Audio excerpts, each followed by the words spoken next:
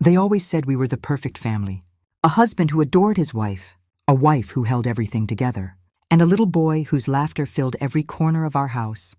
On the outside, we looked picture perfect, the kind of family you'd see on Christmas cards. Smiling, matching sweaters, the dog obediently sitting at our feet. But pictures lie. They capture a moment, not the truth behind it.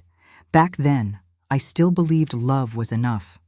That if you gave everything, you'd get everything back. I believed in forever. Because he said it first.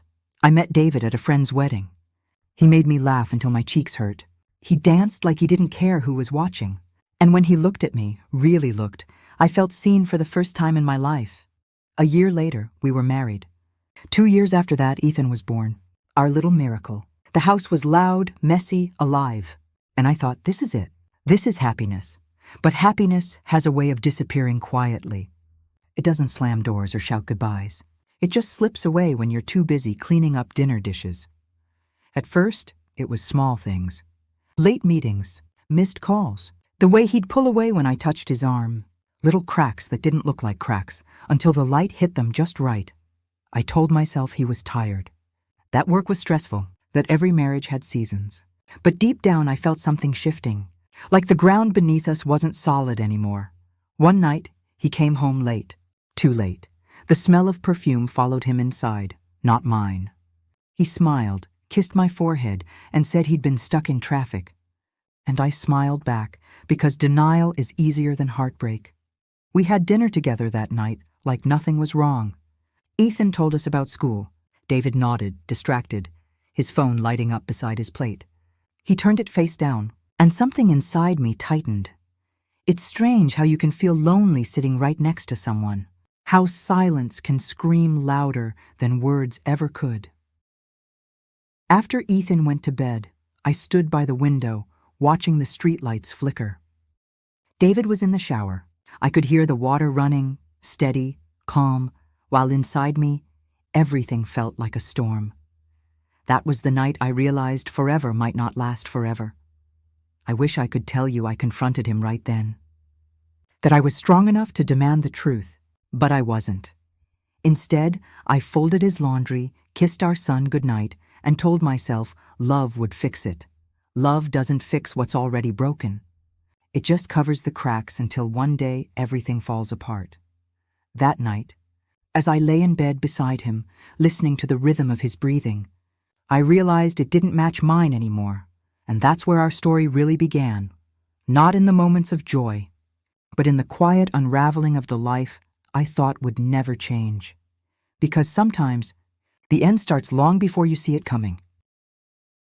The days after that night felt heavier, not because of anything he said, but because of everything he didn't. Words used to fill our home, now silence did. David started leaving earlier for work. Sometimes before the sun was even up. He said the company was expanding, that he had to travel more. I wanted to believe him, and maybe for a while I did. Ethan would ask, "When is Daddy coming home?" I'd smile, tell him, "Soon," and pray that my voice didn't shake when I said it. We used to have dinner together every night. Now, I ate alone, his plate untouched, his wineglass collecting dust. The house began to sound different, too quiet, too empty. I filled the silence with small distractions, laundry, cooking, cleaning things that didn't need to be cleaned. Anything to avoid the sound of my own thoughts. One night, I found one of his shirts on the couch. It smelled like her. I didn't know who she was yet, but my body knew before my mind did. I remember standing there, holding that shirt, and feeling something inside me start to disappear. Not anger, not even pain, just the slow realization that the man I loved was becoming a stranger. When he finally came home, I was sitting on the floor, folding Ethan's pajamas. He smiled, said, "Long day," and kissed the top of my head. That used to make me melt. Now it made my skin crawl. We talked about nothing that mattered. The weather, his meetings, a new restaurant that had opened downtown. It was small talk between two people who used to know everything about each other. He asked about Ethan. I told him our son had drawn a picture at school, a picture of 3 stick figures, holding hands under a sun. David smiled, said, "That's us," but I knew he hadn't seen it. He wasn't in that picture anymore. That night, when he turned off the light, I stayed awake, staring at the ceiling. Every sound felt louder, the clock ticking, the wind outside, my own heart beating. It felt like time itself was mocking me. I wanted to ask him, "Who is she?" But I didn't, because asking would make it real, and I wasn't ready for real. So instead, I told myself stories, that this was just a phase, that every marriage had rough seasons, that we'd find our way back. But deep down, I knew. You can't love someone enough to make them stay. The distance between us grew, not in miles, but in moments. Moments we stopped sharing, conversations we stopped having, touches we stopped giving. There's a kind of grief that comes long before goodbye. It creeps in quietly, in the way he forgets your favorite song or stops asking how your day was. I started writing again, just small notes, pieces of myself on paper, because I was scared I'd forget who I was without him. Each word felt like a confession. Each sentence, a goodbye I wasn't ready to say. Sometimes I'd hear laughter from another room, Ethan playing with his toys, his voice bright and pure. And I'd wonder how to protect him from something I couldn't even name. The truth was already there, hiding in the spaces between us, in every text he ignored. Every night he turned his back in bed. I still set his coffee mug on the counter every morning. Old habits die slower than love, and one morning, as the sun came through the curtains, I looked at that empty mug and whispered, "Maybe this is what forever really looks like. One person holding on, and the other already gone." It happened on a Tuesday. He left his phone on the counter while he went to take a shower. He never left it behind. He always kept it close, like a secret he couldn't afford to lose. The screen lit up. One message, then another. The contact name was just a single letter. S. I don't know what made me do it. Maybe instinct, maybe the quiet voice inside me that already knew. But I opened the message. "Can't wait to see you again." My heart stopped. I told myself there must be an explanation, a misunderstanding, a friend, a colleague, anything but what it really was. I opened the thread. There were dozens of messages, dates, times, plans, and then a photo, a hand holding a glass of wine, a bracelet I'd seen before but couldn't remember where. I stared at it for a long time, hoping the letters and pictures would rearrange themselves into something innocent. But lies don't rearrange. They only multiply. The sound of running water stopped. I dropped his phone on the counter and backed away, my pulse so loud it drowned out every thought. When he walked in, towel around his neck, he smiled like nothing was wrong. He asked what was for dinner. I said pasta. And somehow that single word broke me more than the messages did. That night, I couldn't sleep. I lay there, staring at the ceiling, listening to his breathing beside me. It sounded steady, peaceful. How could he sleep like that? The next day, I tried to act normal. I smiled, packed Ethan's lunch, kissed David goodbye as he left for work. And then I sat in the kitchen and cried into my coffee.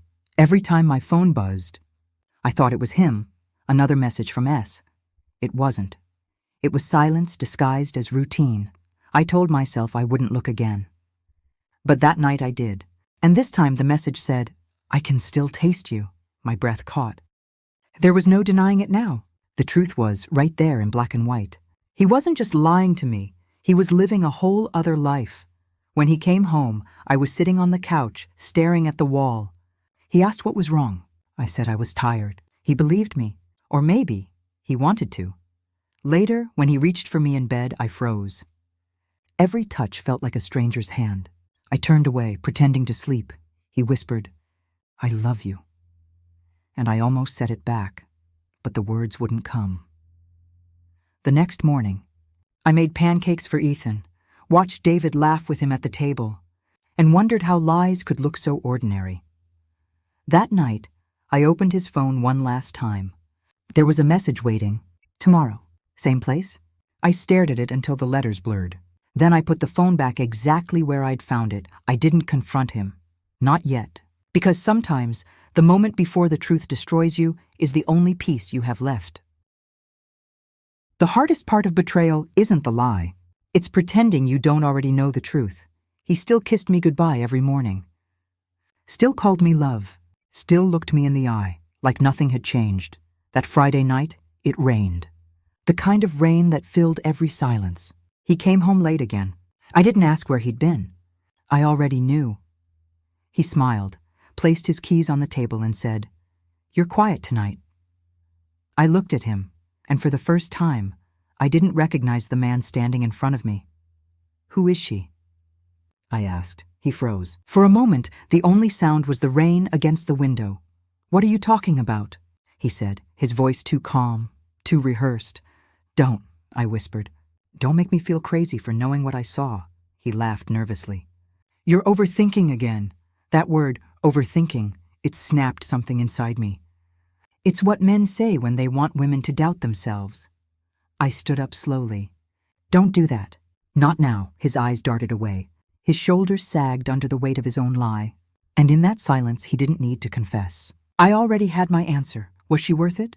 I asked. He said nothing. And that was my answer, too. All those nights I stayed awake, wondering what was wrong with me. I finally understood. It was never me. It was the space between us, and the choices he made to fill it. "It's not what you think," he said. His voice cracked, thin and desperate. "It's a coworker.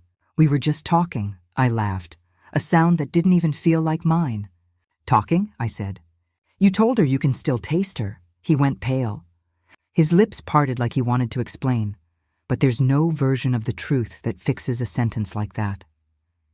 He reached for me. I stepped back. "Don't."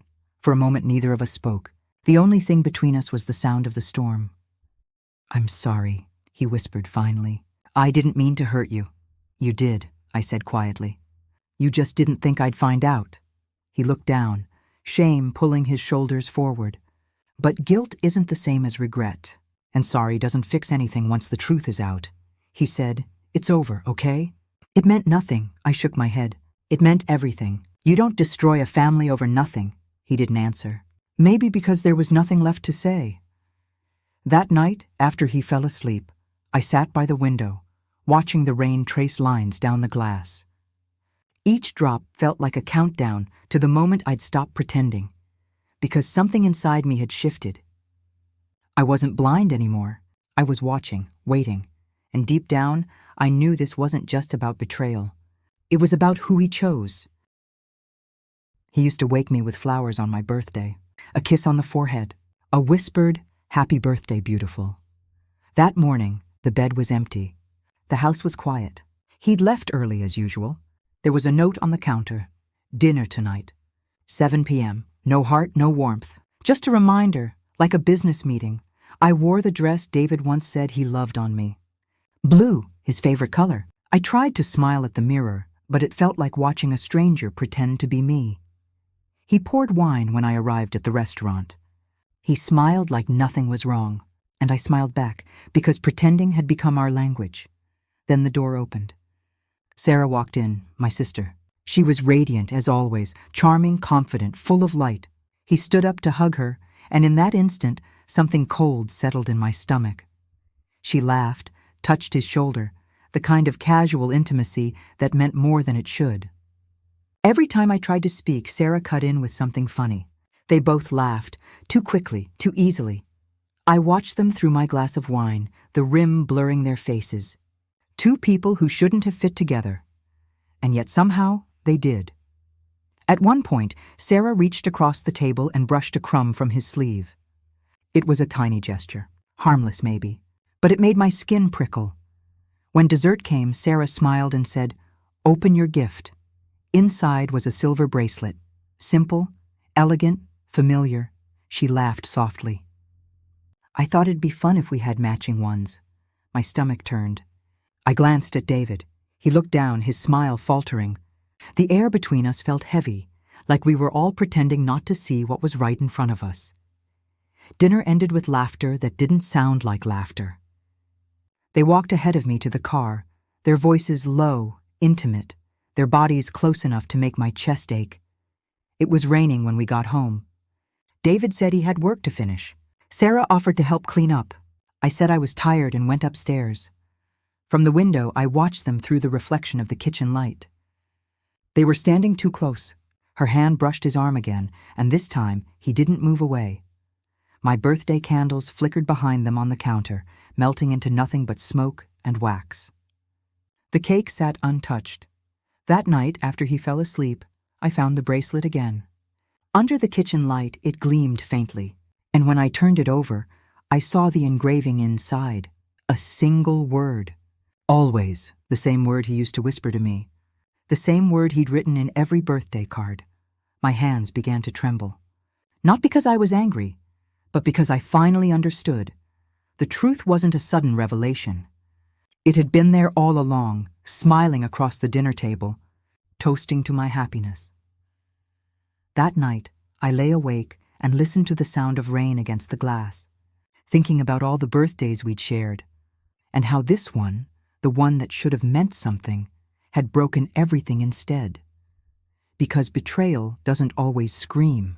Sometimes it whispers your name from across the table. You can look away, pretend it's not there, but somewhere deep down, it keeps replaying in your mind. That night, I sat alone in the dark. The only light in the room came from David's laptop. He had forgotten to close it when he left for work. Or maybe he thought I wouldn't dare look. I stared at the screen for a long time, the glow painting my face in a cold blue light. Then I opened a folder, photos, hundreds of them.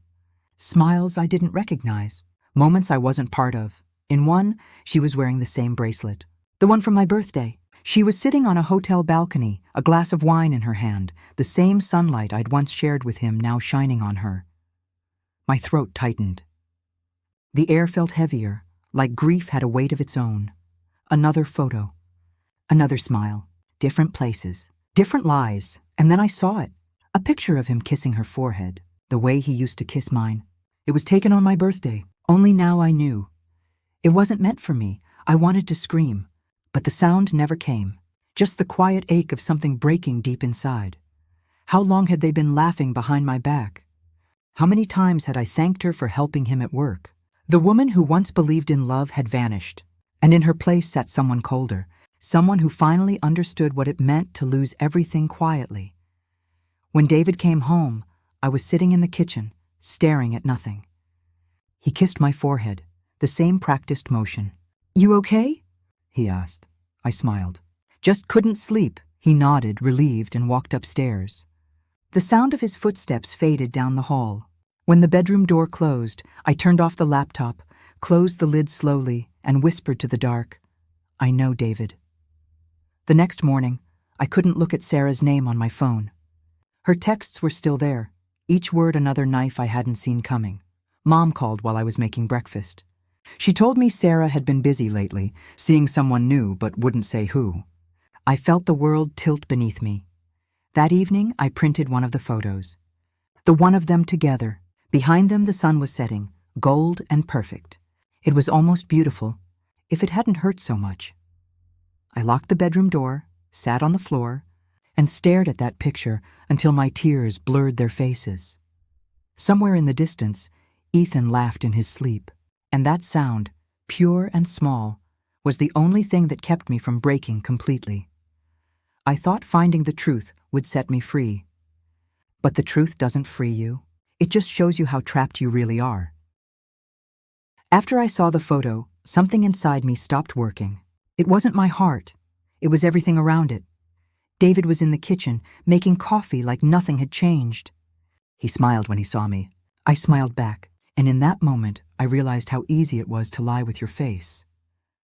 I stopped asking where he was going. I stopped checking his phone. I stopped hoping for the truth, because sometimes silence feels safer than answers. He still laughed with Ethan, still made breakfast on Sundays, still said "I love you" before leaving the house. But the words had no weight anymore.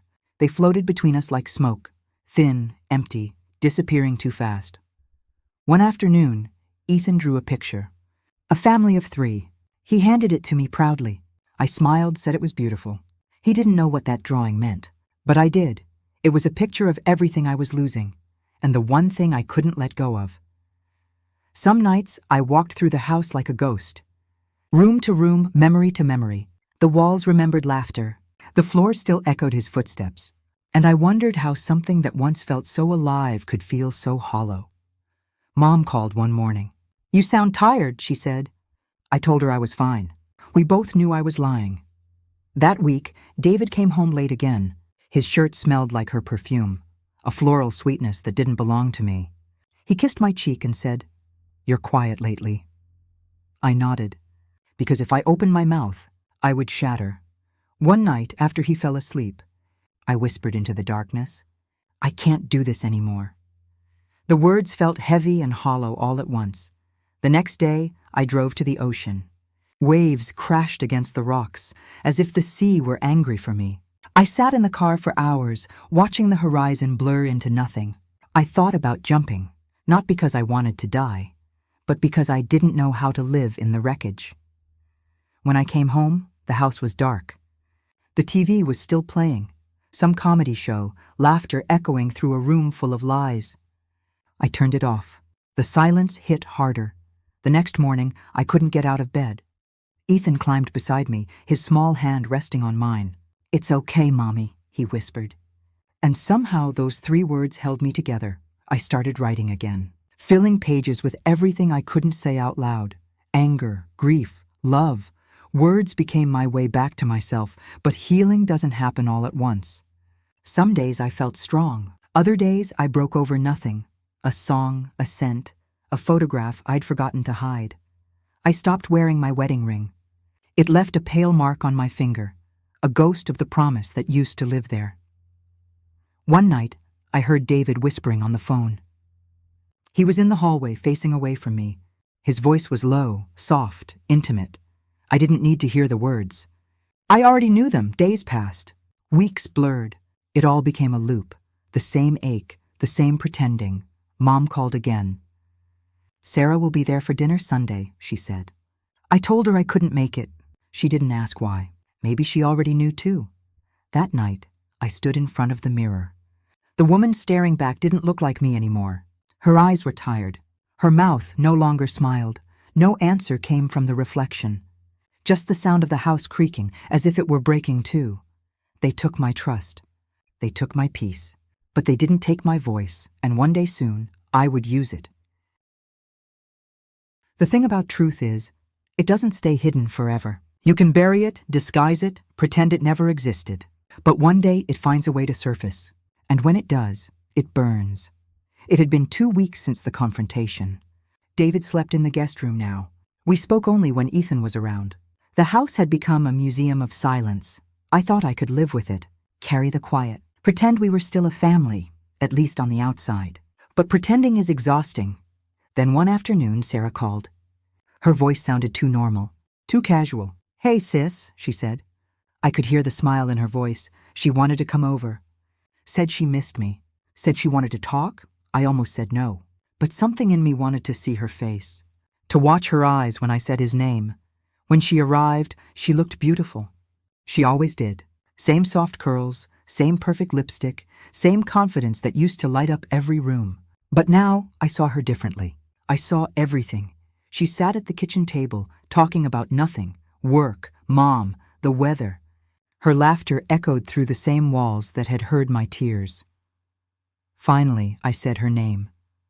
"Sarah," she stopped mid-sentence.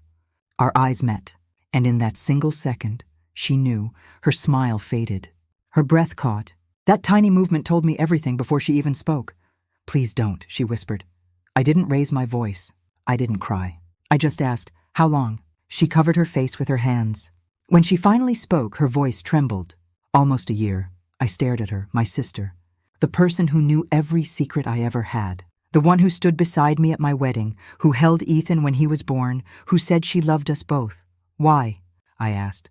The word came out smaller than I expected. She shook her head. "It just happened." "No," I said quietly. "You don't fall into someone's arms by accident." Tears streamed down her face. "I didn't mean to hurt you." "You didn't mean to get caught?" She flinched.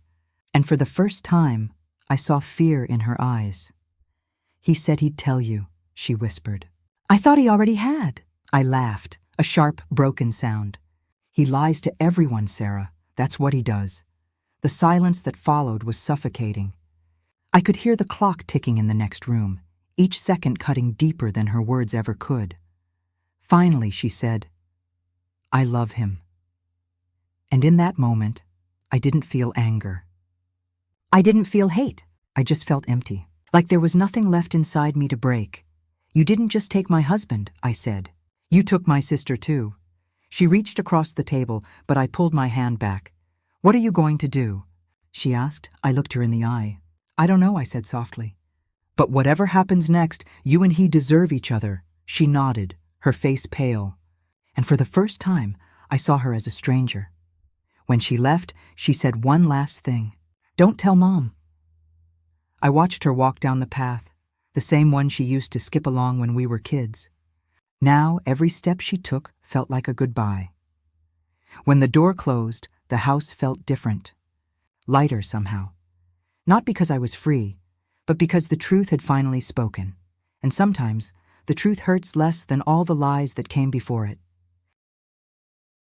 The day after Sarah left my house, I didn't move for hours. The world outside kept spinning. Cars passing, people laughing, life pretending it hadn't just fallen apart. David came home late that night. He walked in quietly, like someone stepping into a room that no longer belonged to him. He looked at me, then at the empty wine glass on the table. "She told you, didn't she?" he said. I didn't answer. He nodded slowly, like a man waiting for his sentence. "I'm sorry," he whispered. 2 words. Small, weightless. And yet, they hit harder than any scream could. "Sorry doesn't fix anything, David," I said. He didn't argue. He just stood there, looking at the pieces of our life scattered across the floor. Photos, bills, Ethan's drawings, all mixed together like the remnants of a dream. The man I once loved looked nothing like the man standing in front of me. There was guilt in his eyes, but no regret. And guilt without regret is just self-pity. The next morning, I called a lawyer. The word divorce felt heavy in my mouth, but also freeing, like taking a deep breath after drowning for too long. That night, he moved into the guest room. He took his clothes, his cologne, his laptop, everything that had once made this house his. Ethan didn't understand. "But you still love each other, right?" he asked. I smiled, forcing the lie. "Yes, baby. We still love each other." Mom called 2 days later. "Whatever it is, fix it," she said. "You're sisters." I couldn't tell her the truth. Because how do you tell your mother that her 2 daughters destroyed each other? Weeks passed. Papers were signed. The word forever was reduced to ink and signatures. Boxes filled the hallway, memories stacked neatly in cardboard. Our wedding photo, Ethan's first shoes, the life we built, ready to be taken away. He left most of it behind. I didn't ask why. Maybe he wanted to forget faster than I could. That night, I poured myself a glass of wine. The house was silent except for the hum of the refrigerator. I stared at the empty chair across the table and whispered, "You chose her." The words didn't sound angry, just tired, because heartbreak doesn't always scream. Sometimes it just whispers, "You survived." Mom eventually found out. Not from me, from Sarah. She stopped speaking to her for a while. Sundays became quiet. Holidays became something to dread. But still, life went on. It always does. Healing isn't loud. It happens in the small moments. The first time you laugh again. The first time the tears stop surprising you. The first time you sleep without dreaming of them. The day I left, I stood in the living room one last time. The same room where we danced, fought, laughed, and broke. And for the first time, it didn't feel like a loss. David married Sarah a year later. Mom went to the wedding. I didn't. I was somewhere else. Somewhere quiet. Where the past couldn't reach me anymore. They took my happiness, but I took my life back. And in the end, that's what survival really is. Not revenge, not closure, just choosing yourself after everyone else stopped choosing you. It took a year to smile without guilt. A year to wake up and not feel the weight of his name. Healing isn't a straight line. It's a circle. You fall, you rise, and sometimes you fall again. But each time it hurts a little less. I learned to love silence again. To wake up to the sound of birds instead of his alarm. To make coffee for one and not feel lonely. To breathe without waiting for something to break. Ethan and I moved into a small apartment near the water. Sunlight poured through the windows in the mornings. At night, the reflection of the city lights shimmered across the waves. It was simple, quiet, peaceful, exactly what I needed. He'd draw while I cooked dinner. His laughter filled the spaces that used to echo with arguments. That sound saved me more times than I can count. Sometimes I'd catch myself smiling for no reason. And then I'd remember I hadn't done that in so long. I started reading again, painting again, doing the things I'd once loved before I forgot who I was. Every small joy felt like a rebellion against the pain. Mom came to visit one afternoon. We sat on the balcony drinking tea. She reached across the table and held my hand. "I'm proud of you," she said quietly, and I believed her. Maybe forgiveness doesn't mean letting them off the hook. Maybe it means letting yourself stop carrying what broke you. A few months later, Sarah reached out. A text message, just 2 words. "I'm sorry." I stared at it for a long time. Not angry, not sad, just empty. Then I typed back, "I forgive you," and I meant it. Not for her, but for me. David and Sarah married quietly. I didn't go. By then, their story no longer belonged to me. It was theirs to carry and mine to release. I started painting again. Bright colors this time, not the muted grays I used to hide behind. One day, Ethan looked at a canvas I'd just finished. "Mommy, that looks happy," he said. And for the first time, I realized it was. I kept the photo of David and Sarah for a while. Then, one morning, I took it from the drawer, tore it in half, and dropped it into the trash. The sound was small, but it felt like thunder. I don't believe in happy endings anymore. Just honest ones. And sometimes, honesty looks like standing in front of the mirror and whispering, "I'm still here." Months later, I took Ethan to the beach. The same one from that photograph, the same sun they once stood beneath, but this time it was mine again. He ran toward the water, laughing. And for the first time, I didn't think about the past. I just watched him, feeling the sand beneath my feet, the wind on my face, the peace in my chest. They say time heals all wounds. Maybe it does, but I think healing is a choice because I survived, and that is enough. Sometimes the people who break us are the reason we learn to rebuild. Thank you for listening. Don't forget, new stories every week, because every ending is just the beginning of something new.